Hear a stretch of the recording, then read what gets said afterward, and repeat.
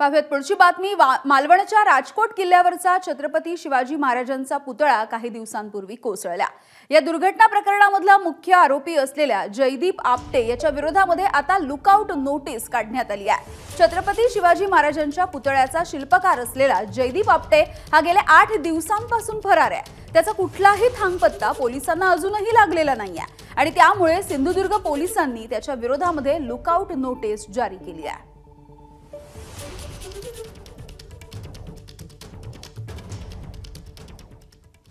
तर या जयदीप आपटेवरून संजय राऊत आणि जितेंद्र आव्हाड यांनी सरकारला लक्ष केलंय।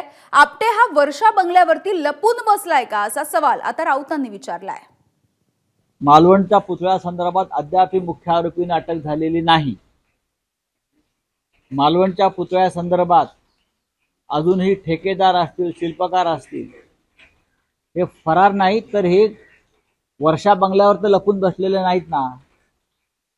किंवा त्या शिल्पकाराचे फोटो ज्या टिल्ल्यांबरोबर आम्ही पाहतो आहोत त्यांनी तर त्यांना लपवलेलं नाही ना, ही आता लोकांच्या मनामध्ये शंका आहे। जयदीप आपटेला पकडणं म्हणजे ते डॉन मधला डायलॉग है ना, डॉन का इंतजार तो 11 मुल्कों की पुलिस कर रही है, तो डॉन को पकड़ना सिर्फ मुश्किल ही नहीं नामुमकिन है।